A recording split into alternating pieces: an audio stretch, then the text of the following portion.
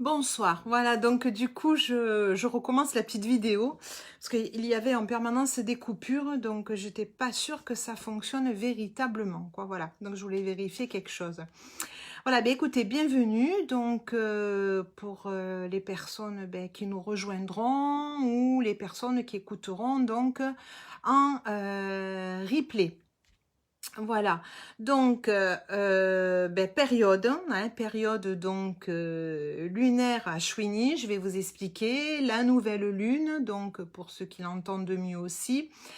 Donc je vais essayer de transmettre un petit peu ce que je vois, ce que je ressens au travers donc des informations donc du Yotish, l'astrologie védique. Je le rappelle, il y a toujours 24 degrés de différence. Mais là, par rapport au degré, donc, on a notre nouvelle lune qui est en balance. Voilà, donc pour ceux qui connaissent mieux l'astrologie occidentale, que je ne connais pas, donc on est dans le même signe.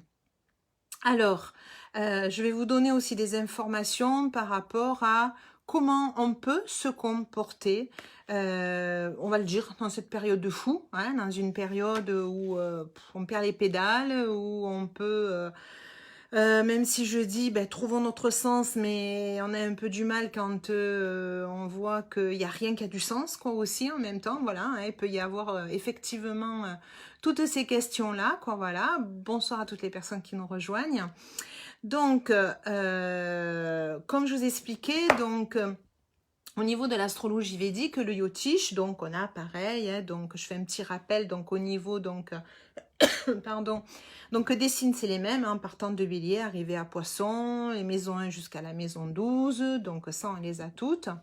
Ensuite, donc, j'aime bien travailler, moi, avec les nakshatras. Hein, voilà, donc c'est ça, les nakshatras, ce sont les petites demeures, hein, donc les petites étoiles. À chaque fois qu'on va avoir les planètes qui vont tomber selon les degrés, qui vont rencontrer donc ces nakshatras, c'est comme si c'était des phases, mais supplémentaires, quoi, en fait. Et ça donne des qualités principales, quoi, en fait, au niveau de la planète qui se trouve là, quoi, en fait. Ça donne des informations complémentaires. Et on retrouve aussi, donc, en fait, donc c'est une explication un peu védique, où on a, en fait, tous les mois, on est dans une des nakshatras. Donc là, on se retrouve dans le mois lunaire qu'on appelle Ashwini. Donc c'est une phase lunaire, hein, puisque là on va rentrer à partir de demain donc dans la nouvelle lune, donc pour 15 jours, et puis après on ira 15 jours pour aller, donc 15 jours qui vont aller vers la pleine lune, et ensuite on repartira donc dans l'autre sens, puisqu'on aura la pleine lune ensuite le 31 octobre, veille de la Toussaint ce coup-ci aussi. Voilà, donc pour le moment, on est dans la nouvelle lune à partir de demain. Donc, Ashwini. Qui est Ashwini? Alors, ça, c'est le nom de la nakshatra, mais on va y rester en fait pendant un mois. Donc, cette énergie-là, en fait, quelque part, on va la ressentir et en tout cas, on va y travailler dedans. Et je vais vous donner des informations donc par rapport à la mythologie donc de Ashwini. Et du coup, je vais vous inviter à faire un certain travail dans ce mois-ci dont vous aurez bien besoin, hein, voilà, avec toutes les informations donc que l'on nous donne. Et en même temps, ça va être un beau travail d'intériorisation, ouais, pour vous aussi en même temps. Enfin, en tout cas, je vous le propose. Après, libre à vous de voir qu'est-ce que ça vous fait. Et si vous avez besoin, comme je vous le dis, toujours à travers les vidéos, si vous avez besoin, je suis toujours là pour vous y répondre. Ok? Donc, Ashwini, donc, je donne toujours les informations en fait par rapport à la divinité qui dirige, entre guillemets, donc chaque nakshatra. Donc, Ashwini, sa divinité, en fait, ce sont les Ashwini Kumaras, donc le fils jumeau du dieu soleil. Et les Ashwini sont des médecins des dieux. Donc, en fait, ils sont bienfaisants et possèdent des grands pouvoirs curatifs. Ils ont la capacité de restaurer la jeunesse et rajeunir les vieillards. Lumineux de nature et représentent la dualité de la vie. Donc, oui, effectivement, bon, on est déjà dans une période subtil, mais c'est sûr qu'on va rentrer encore plus dans cette dualité. Donc ne prenez pas peur non plus, mais en même temps c'est qu'on est bien vivant et je pense qu'il y a de plus en plus de personnes qui s'éveillent justement déjà à eux-mêmes. Ça, bravo, hein, à force de travailler dessus. Puis je pense que quand même au fur et à mesure, de plus en plus de personnes quand même s'éveillent aussi à qu'est-ce qu'on nous donne comme information à l'extérieur, est-ce que ça résonne en moi aussi en même temps. Et c'est là que petit à petit, du fait que ça fait un réveil, hein, parce que je pense qu'on était rentré quand même pour beaucoup dans un certain endormissement, hein, la vie est cool, on continue, même si on n'oublie pas qu'il y a des difficultés de la vie, la maladie, les accidents, bon, ça fait partie de la vie, la mort, la vie, ça fait partie. Mais c'est vrai que bon, on n'a jamais connu des périodes comme ça, avec autant de dualité, et surtout quand il y a des sens qui sont un peu bizarres, quoi, en fait. Ok, voilà, donc cette dualité, on va la voir. Le symbole donc de Ashwini, c'est le cheval. Donc, qu'on appelle donc en sanskrit Ashwa. Ashwa est lié au nombre 7, propice donc dans la philosophie indienne. Il y a 7 chakras, l'énergie donc créatrice qui monte de notre absolu intérieur. L'énergie, donc, et les 7 flammes du feu éternel et les 7 états de la sagesse. Alors, et le cheval est aussi un symbole, donc, de l'énergie et de la vigueur. Et ces différentes énergies créatives doivent être maîtrisées pour aboutir à la réussite. Sachant que Ashwini, il veut aller vers ce qu'on appelle donc le moksha, c'est-à-dire la libération, la paix intérieure. Donc, ce que je vous invite par rapport à tout ce qui a été dit par rapport à cette symbolique-là, ça fait vraiment penser à quand même ce que vous connaissez un peu plus majoritairement, ce qu'on appelle les 7 étapes donc des chakras. Alors, moi j'aime bien travailler, bon, j'écris beaucoup en ce moment et c'est vrai que bon, je me suis fait un petit tableau, hein, comme ça, pour ceux qui sont intéressés, je pourrais vous l'envoyer, où je regroupe en fait beaucoup d'informations au niveau des 7 chakras quand je ressens beaucoup de choses. C'est vrai que on va justement dans cette traversée des 7 chakras, donc ça veut dire quoi? C'est les 7 roues énergétiques qui partent au bas de la Sushumna, hein, donc au bas du coccyx, et qui vont remonter donc au-delà en fait de notre corps physique, puisque on a différents corps, on va dire, beaucoup plus subtils, que l'on ne voit pas, mais que l'on peut sentir, hein, aussi en même temps. Mais je ne vais pas vous faire un cours là-dessus ce soir, ça serait un peu long, voilà. Mais en tout cas, donc c'est cette roue là ici, donc en fait, elle traverse donc en fait en roulant, hein, autour de notre colonne vertébrale que l'on appelle en sanskrit la Sushumna. Et donc, au fur et à mesure que l'on va traverser des émotions, au fur et à mesure que l'on va grandir, que l'on va mieux comprendre les choses de la vie, qu'on va avoir une certaine conscience, au fur et à mesure, donc, on va de plus en plus ouvrir, hein, en fait, ce qu'on appelle ces fameuses roues, hein, ces points d'énergie au fur et à mesure que nous avons, principalement, parce qu'il y en a énormément d'autres, mais ça, ce sont les principaux. Donc, du coup, traverser ces 7 étapes, ça veut dire ces 7 couleurs aussi, hein, puisqu'on a le rouge, on a le orange, on a le jaune, on a le vert, on a le bleu, on a l'indigo, on a le violet. Donc, comme les 7 couleurs de l'arc-en-ciel, donc traverser ces couleurs-là, on pourrait en donner des définitions énormes avec ces couleurs-là. Moi-même, j'en définis après par rapport à cette couleur-là ou par rapport à chaque chakra. On va définir une énergie, on va définir un son, on va définir un organe, on va définir un minéral, on va définir un herbal, on définit une planète, on définit un dosha, hein, si, vata, pitta, kapha, on va définir aussi les 5 éléments, les terres, l'air, le feu, l'eau et la terre. Donc c'est énorme parce qu'à chaque fois qu'on va traverser donc ce fameux chemin, cet axe central des 7 chakras, on traverse donc ces 7 luminosités, c'est aussi ces 7 états de la sagesse, parce que en traversant donc ces différentes émotions qu'on va toucher au fur et à mesure avec ces 7 chakras, au fur et à mesure, on va arriver jusqu'au 7e, qui va nous amener donc l'amour inconditionnel et la liberté. Ok, donc si on prend un exemple, hein, on prend le chakra 1 où on va beaucoup plus travailler par exemple les émotions, la stabilité, la sécurité, l'enracinement. Donc c'est déjà un premier pavé, hein, où on commence à travailler, puis on va aller petit à petit donc au 2e où on va travailler, alors il y a toujours des émotions mais avec plus de sensations, peut-être les relations un peu plus à la nourriture, hein, aussi en même temps, la création, hein, aussi. Le 3e avec où on va aller au niveau nombril, donc on va plus aller dans tout ce qui est mental, intellect, le discernement, hein, la prise de contrôle ou la liberté, hein, donc on peut être beaucoup plus touché en ce moment, hein, par rapport aux données, hein, au niveau du 3e chakra, comment on le traverse. Le 4e, donc on va arriver au niveau du cœur où on va avoir peut-être le relationnel, le non-jugement, le siège de l'identité, de l'appartenance aussi. Donc ça aussi, il faut le traverser, hein, aussi. Et puis en remontant, hein, donc au 5e chakra, on va toucher la communication, l'échange, l'espace de la créativité aussi, mais de l'abondance aussi, hein, donc ça fait partie aussi d'une étape de sagesse, hein, aussi.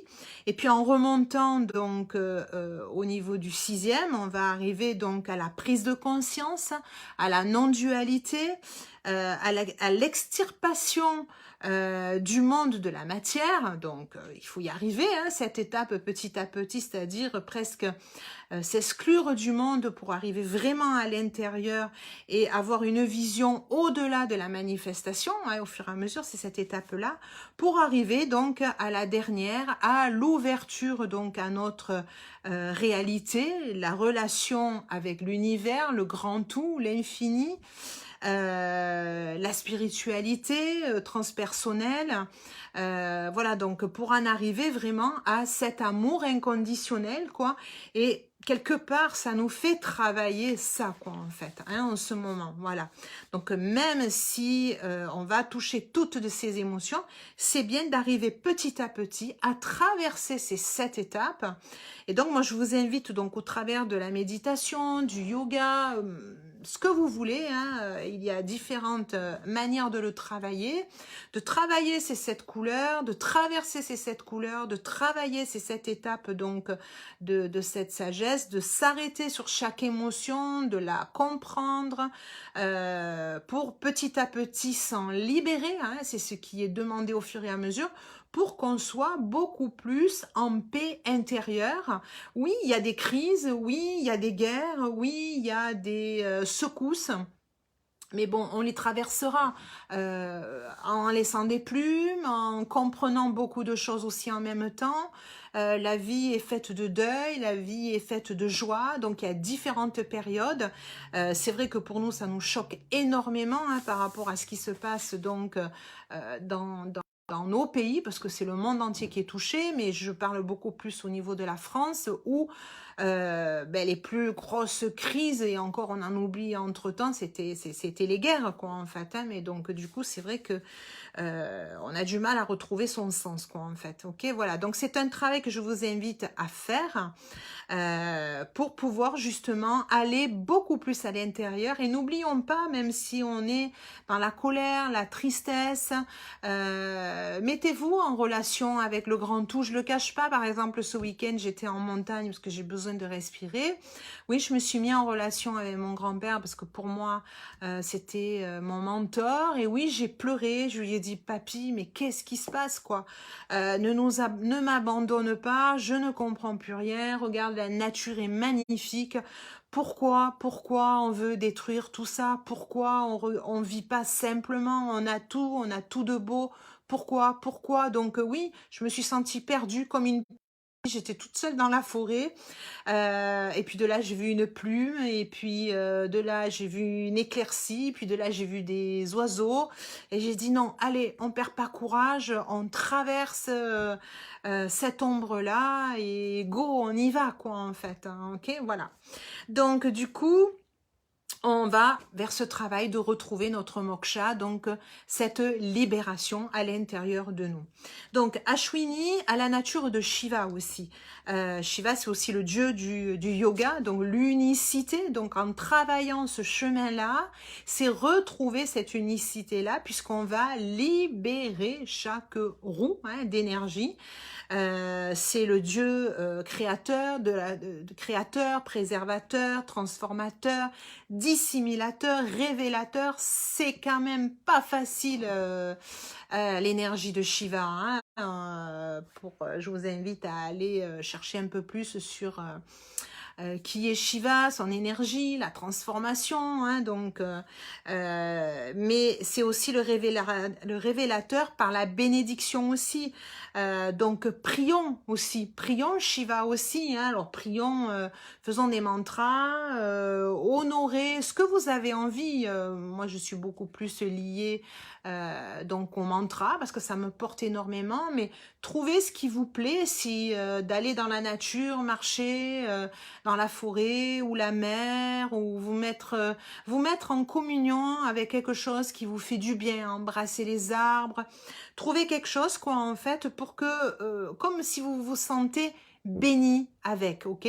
Et ça, vous demandez, vous versez vos larmes, vous hurlez et vous demandez à recevoir la bénédiction de ce que vous avez besoin en fait pour vous libérer. C'est super important quoi en fait, ok? Voilà. Donc je vous invite à faire ça. Et donc pendant ce mois lunaire, donc qui démarre les 9 premières phases lunaires, parce qu'en fait ben, la lune elle avance comme ça, elles définissent en fait le calendrier donc de ce qu'on appelle de la grande fête à la mère divine, donc Navatri. Et donc, pendant ces 9 nuits, hein, quelque part, donc on va célébrer des formes, excusez-moi, et diverses. Il peut y avoir des forces aussi. De la Shakti, hein, donc l'énergie féminine, divine, principalement donc la déesse Durga. Okay, donc ces 9 nuits en sanskrit représentent en fait la lutte et la victoire du bien sur le mal. Ok, donc juste notez-le, hein, voilà. Moi, en tout cas, pendant ces 9 nuits, en tout cas ces 9 jours, j'ai envie de travailler 7 couleurs plus 2. Donc, les 7 couleurs que l'on traverse donc au niveau donc des 7 chakras, parce qu'on peut très bien donc commencer par le premier, le deuxième, et puis il peut y en avoir 2 intermédiaires.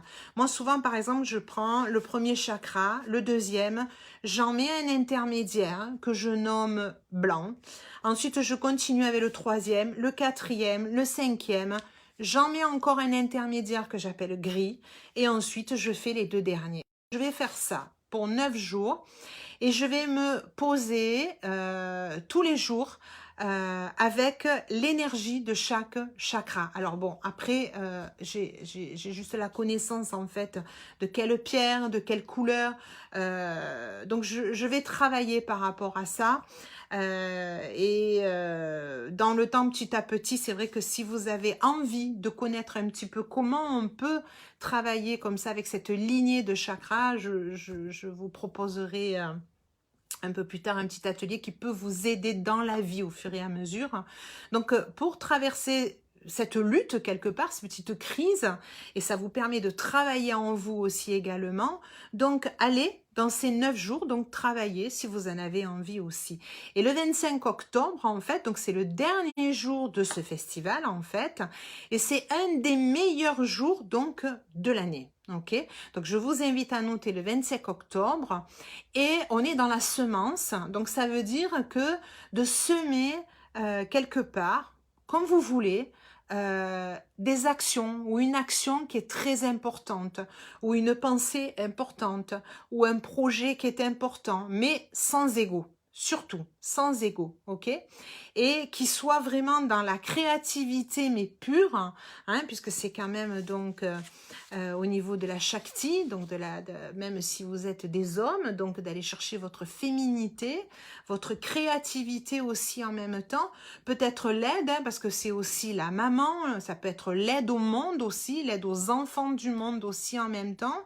Voilà, hein, donc de poser les choses, de le fêter, c'est un jour très auspicieux aussi, ok? Voilà, donc période très intéressante. Et puis notre nouvelle lune, où on en arrive avec notre Nakshatra, qui est Chitra. Alors, Chitra, elle est gouvernée par la planète Mars. Donc, Mars, beaucoup de courage, mais c'est aussi la colère. Là, on sent que ça monte en puissance un petit peu, j'allais dire, c'est comme s'il y avait deux côtés. Le gouvernement, le peuple, on ne sait plus trop, hein, ou ça peut être vous dans votre vie aussi. Vous pouvez vous sentir un petit peu désarçonné aussi. Donc Mars est quand même une planète au niveau doshatique qui est Pitta, hein, donc très feu aussi. Et là, la Lune, donc, elle se retrouve en balance en maison 2. Alors, la maison 2, c'est aussi les valeurs essentielles et la balance, plutôt l'harmonie, l'équilibre. Donc, comment on va trouver avec Chitra qui est quand même gouverné par Mars, et puis dans le plan natal, nous avons Mars, alors qui est rétrograde, et pas complètement avec toutes ses qualités en poisson encore, hein, il est toujours en poisson aussi, donc on peut manquer de courage aussi, hein, par moment aussi. Donc la lune en maison 2 à Balance, elle utilise en fait ses faculté de jugement, d'estimation, de comparaison pour essayer de donner un avis juste. D'ailleurs, on peut le retrouver dans les réseaux un petit peu comme ça. Un avis juste, une logique impartiale, arbitre des intérêts divergents, tendance opposée, agitation, querelle, lâcheté. Voilà, donc vous pouvez vous sentir un petit peu dans cette ambiance-là, parce que électriquement, en plus, c'est un peu comme ça, à l'extérieur aussi. Donc, moi, ce que je vous dirais, c'est de garder vos valeurs essentielles, en tout cas, d'aller vraiment, mais regarder objectivement, intelligemment, sans ego, lâchez tout, vraiment lâchez tout, vos valeurs vraiment essentielles. Et même si je prends l'exemple, par exemple, en disant, bon voilà, les couvre-feux, bref, à partir de 21h, on ne peut plus aller au restaurant. Ok, bon, je vis avec un Québécois, je peux vous dire qu'à 21h, ils sont à la maison, tout est terminé, ok? Il n'y a pas que ce pays-là. On est à l'automne, ok? Le froid est arrivé un peu plus vite, donc pourquoi pas? On doit de toute manière remodeler beaucoup de choses. On doit être dans la créativité. On sait très bien qu'il y avait beaucoup de choses qui n'allaient pas. Donc c'est pas la peine de rentrer dans la colère en disant mais on nous enlève encore tout, on nous enlève la liberté. Soyons beaucoup plus intelligents, ok? On change nos horaires.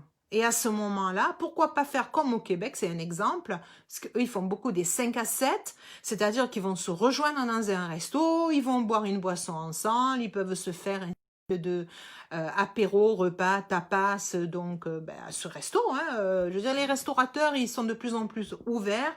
Vous leur demandez, voilà, on vient à temps et on fait ce repas-là, ou de 7 à 8, et à 9h, c'est OK. Le sport, décalez-le aussi également. Et il n'y a rien qui va pouvoir vous empêcher, surtout pas, de vivre vos valeurs essentielles, quoi aussi. D'accord? Si le samedi soir, c'est les retrouvailles avec les copains, on va à tel resto. Si votre sport, c'est à tel endroit, à ce moment-là, essayez de modifier aussi au niveau des horaires aussi. Ça va vous permettre de voir les choses différemment dans votre vie. Il faut changer ses habitudes, ok? Pour pouvoir y voir beaucoup plus clair, pour avoir une meilleure énergie, vous allez changer certaines choses. Et puis si vous faites ce travail, comme je vous disais, au niveau de vos chakras, ou d'aller vraiment voir à l'intérieur de vous, ça va vous ouvrir. Il faut vraiment s'ouvrir. Il faut trouver une autre harmonie. Mais sans perdre éventuellement vos valeurs essentielles. Au contraire, ça va encore beaucoup plus leur donner un objectif beaucoup plus lumineux, j'allais dire, pour pouvoir vraiment les vivre réellement. Parce que peut-être que vous avez des valeurs essentielles, mais peut-être que vous ne les avez jamais réellement vécues de la manière dont vous vouliez, à l'heure que vous vouliez, de manière régulière aussi également. C'est peut-être l'occasion, ça donne l'occasion en tout cas de revoir les choses. Alors c'est peut-être une contrainte qui nous amène à, mais n'oublions pas que c'est les petits deuils dans la vie qui font qu'il y a une nouvelle naissance aussi, ok? On voit toujours des nouvelles façons de faire quand on a une contrainte, quand on a eu un mal, quand on a eu mal aussi également, d'accord? Donc, pas besoin d'en vouloir à la terre entière s'il y a des effets climatiques changeants aussi. On ne va pas continuer à en vouloir à la terre entière. Il faut à un moment donné avancer aussi. Donc, on trouve de nouvelles manières pour avancer aussi. Et notre lune, elle est en conjonction avec donc Mercure qui est rétrograde. Donc on a deux planètes rétrogrades, Mars et Mercure. Ça ne veut pas dire qu'elle recule, mais on a l'impression qu'elles restent encore là, quoi. En fait, elles font pas... Elles ne donnent pas toutes leurs qualités. Donc Mercure qui est la communication, qui est le discernement, ben ouais, là on n'a pas de communication qui est exacte, on n'a pas un discernement qui est clair, on n'a pas une communication qui est claire non plus. Et vous pouvez vous en rendre compte vous à l'intérieur aussi, ok? Et au niveau du mental, par rapport au placement, ça demande en fait d'avoir une prise de décision pour une meilleure harmonie, pour une meilleure gestion de lieu, pour une paix intérieure. Donc c'est pas parce que l'extérieur est électrique, qu'il n'a pas de sens, qu'on n'arrive pas à trouver ce sens-là, qu'on doit continuer aussi à l'intérieur comme ça, en nous, ok? Donc là c'est l'occasion, parce que pourtant la lune, donc c'est vrai qu'elle est pas vraiment à sa place idéale en balance, hein, parce que bon, ça demande de l'équilibre, ça demande une justesse, c'est la justice aussi également. Donc c'est l'occasion justement de prendre des décisions par rapport à soi, quoi, en fait, par rapport à ce que l'on veut pour une meilleure harmonie, hein, et en même temps, on est avec une volonté d'aller vers quelque chose de un nouvel élan ou un nouveau projet, en tout cas voir les choses différemment, mais peut-être avec une nouvelle pédagogie, avec un peu plus de joie, avec plus de plaisir. Je vous dis, c'est l'occasion de vraiment revoir les choses, quoi, en fait. Hein, voilà, de bien avoir un élan nouveau, en plus avec cette nouvelle lune, peut-être avec les enfants hein, aussi, voir les choses différemment aussi, parce que bon, nos jeunes, ils sont impactés, mais en même temps, n'oublions pas, les jeunes sont les premiers, je veux dire, à pouvoir changer, bouger. Quand je vois moi tous les enfants qui sont avec des familles de couples divorcés, de parents divorcés, de papa, maman divorcés, je sais s'il y en a plus de 50%, ils s'adaptent, hein, ils s'adaptent, ok? Donc je pense qu'ils s'adaptent beaucoup plus que ce que l'on pense.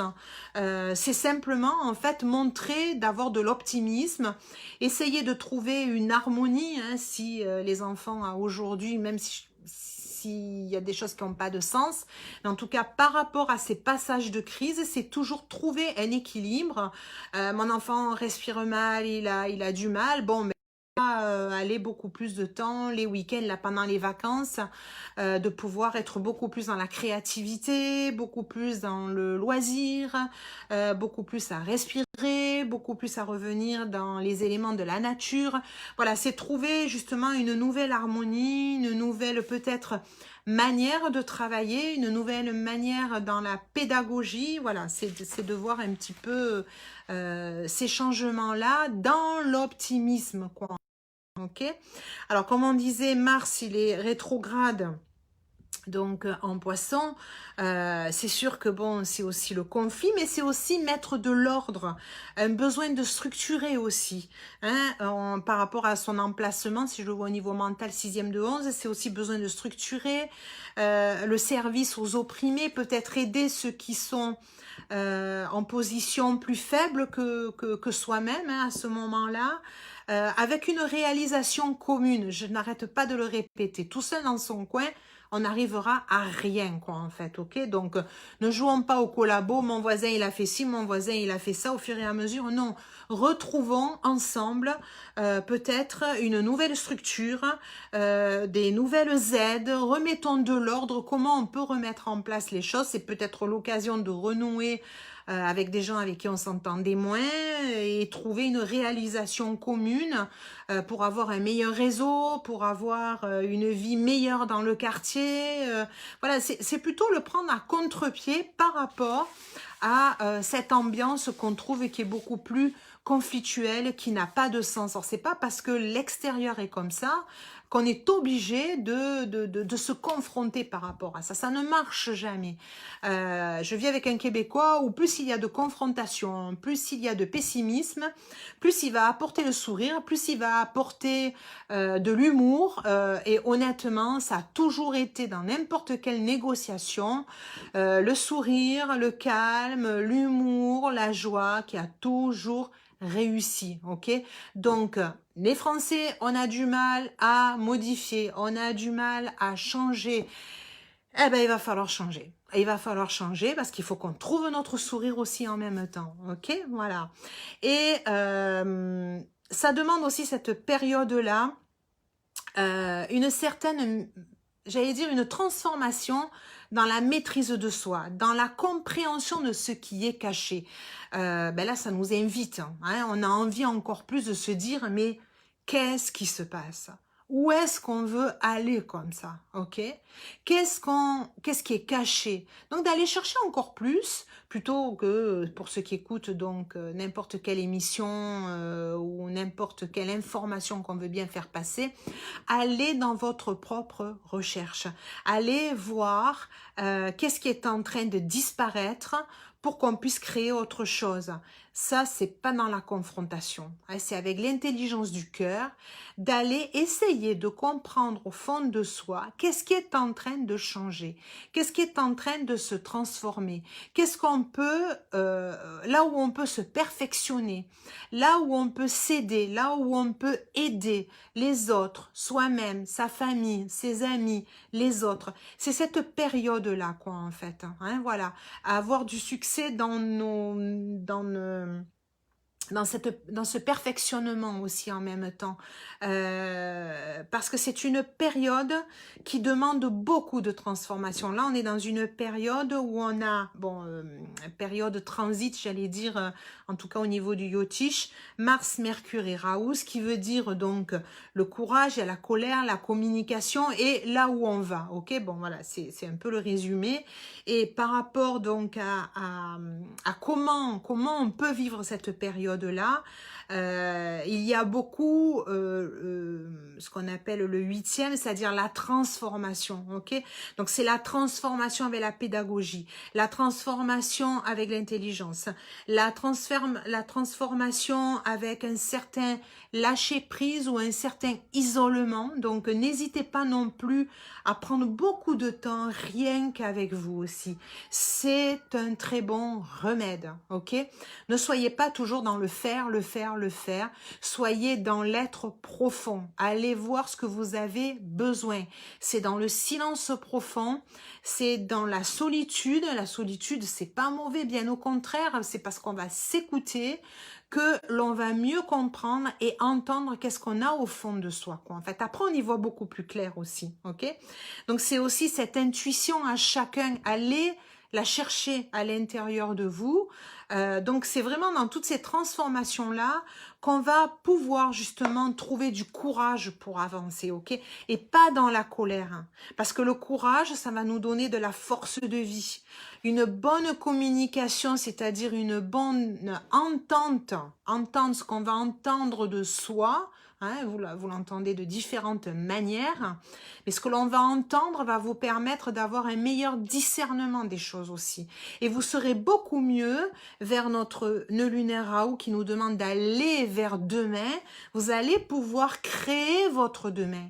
Mais on est dans cette transformation-là, ok, aussi bien à l'extérieur qu'à l'intérieur. Et je le répète très souvent, on n'est pas exclu, c'est-à-dire de tout ce qui se passe à l'extérieur résonne à l'intérieur de nous. Donc à chaque fois qu'il y a un miroir, quelque chose qui se passe qui ne plaît pas, allons voir à l'intérieur qu'est-ce qui résonne, ok? Donc on va toucher toutes ces émotions. Donc dans cette fameuse échelle de l'énergie de la vie, hein, donc ces fameux 7 chakras, on l'appelle comme on veut, je l'appelle bien cette échelle un petit peu énergétique, cosmique aussi en même temps, qui nous permet de traverser toutes ces émotions-là également, et qui va nous permettre justement d'aller dans cette transformation-là aussi également, ok? Donc c'est un sacré travail, et donc prenons-le avec positivité, quoi, en fait, ok? Parce que souvent on dit, oh, ben demain on le fera, mais là on est au pied du mur, là, ok? Donc on y go, on y va aussi, ok? Donc comme c'est cette fameuse Nakshatra, donc Chitra, qui est martienne, donc ceux qui pensent que le minéral peut les aider, le corail en tout cas peut aider à aujourd'hui. Il y a différentes couleurs de corail, hein, parce que souvent Mars on le lit toujours au rouge. Attention, pas la colère, c'est mitigé, hein. Le corail au contraire va apaiser et va nous donner une certaine oui, apaisé au niveau de notre unicité, quoi, en fait, ok, voilà. Et le mantra Om Namah Shiva, très bien, et c'est une période où on doit accepter d'être vulnérable, ok, ça nous amène à ça. Cultiver la patience, orienter l'énergie, ce qu'on appelle la sadhana, mais la méditation, le yoga, le service à l'autre, voilà, c'est ça, hein. Donc vraiment le silence aussi également. Ceux qui ont envie éventuellement d'aller s'isoler complètement, d'aller faire une retraite, franchement c'est le moment, quoi, aussi. Pour vous aider à l'intérieur aussi, des tisanes de fenouil, quoi, allez-y. Faites une cure d'aloe vera aussi également. Bon, pour ceux qui ne trouvent pas l'aloe vera, appelez-moi, je vous expliquerai aussi, parce qu'il faut le prendre aussi de différentes manières selon son dosha aussi. C'est vraiment s'ouvrir à de nouveaux horizons, pas de confrontation, être dans la création, se réinventer, c'est le temps, vraiment, ok, voilà. Ça bouleverse, c'est pas tranquille, mais je vous donne toujours des informations de comment se comporter à l'intérieur de soi, hein, comment on peut avancer à l'intérieur de soi. Donc, mantra, hein, Om Namah Shiva, hein, ne l'oubliez pas. Chitra, que je vous rappelle aussi, j'avais envie de vous donner ça aussi. Chitra signifie le reflet, une belle image. Ça veut dire que Chitra reflète le potentiel de l'âme. Ok, Chitra, sa symbolique, c'est la perle. Donc, imaginez une belle perle dans une huître. Ok, donc tant que le coquillage n'est pas brisé, la perle luisante n'est pas visible. De la même façon qu'il faut une perle de nombreuses années pour grossir, une personne subira bien des épreuves et des cycles de vie et de mort avant que sa vraie personnalité émerge. Cette destruction de la coquille est un processus qui n'est pas toujours évident. Okay. D'habitude, l'individu doit faire d'immenses changements avant qu'un progrès soit ressenti. Donc traversons toutes ces transformations pour trouver notre vraie perle à l'intérieur. Ok, hein, c'est indispensable. Alors, j'ai tiré une petite carte en disant, bon, qu'est-ce qu'on doit... c'est un petit philosophe que j'avais rencontré, Richard Elias, qui écrivait des cartes. Et j'ai dit, bon... on doit regarder quoi, là, pour cette nouvelle lune? On va rire, hein, l'argent. Bon, il y a beaucoup d'histoires d'argent qui vont arriver, là. Je vous lis ce que le poète a écrit.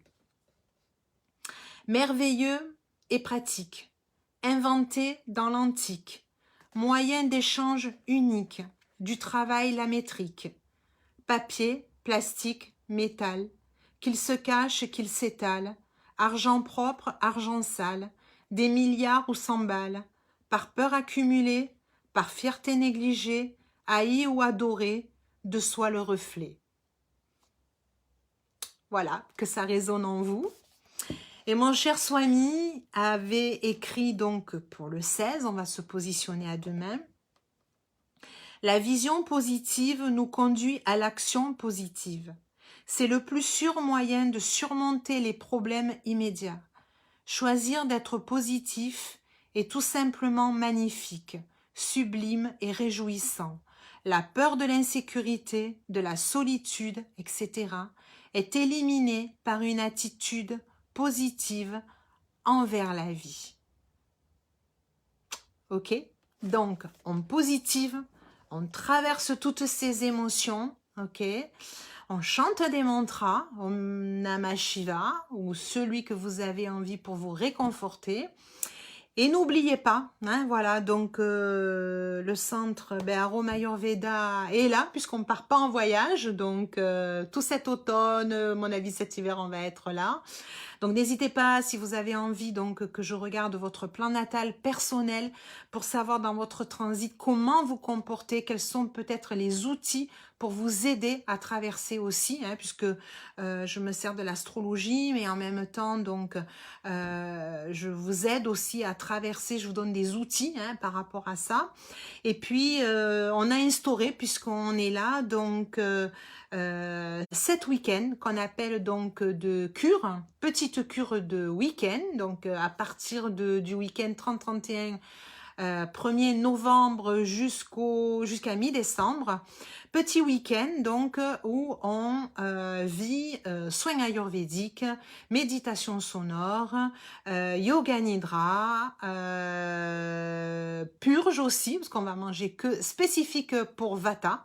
Donc soupe, aloe vera, et puis je vous donnerai des conseils donc aussi pour le dosha Vata. Voilà, donc on a mis toutes les informations sur la page de Centre Aroma Ayurveda, donc sur Facebook. N'hésitez pas hein, à nous demander aussi également si vous avez besoin donc d'être aidé. Hein, voilà. Gardez confiance, ok? Oui, c'est une crise, mais ça nous permet de travailler à l'intérieur de nous, parce que moi, je suis persuadée que c'est une crise humanitaire aussi en même temps, et ça nous permet justement d'avoir un miroir par rapport à notre intériorité aussi également, ok? Donc, courage hein, et joie à l'intérieur, ok? Je vous souhaite une très belle soirée.